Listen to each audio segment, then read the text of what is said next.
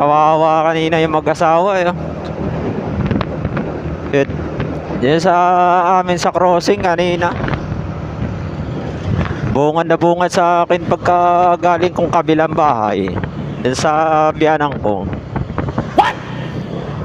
Kasi doon nga ako nagbihis nung galing ako ng Laguna. Diretso na ako doon.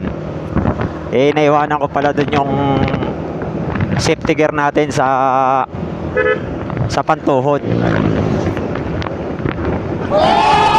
Eh nakalimutan ko. May tinawag sa akin ng hipag ko na naandun nga yung aking safety gear pantuhod.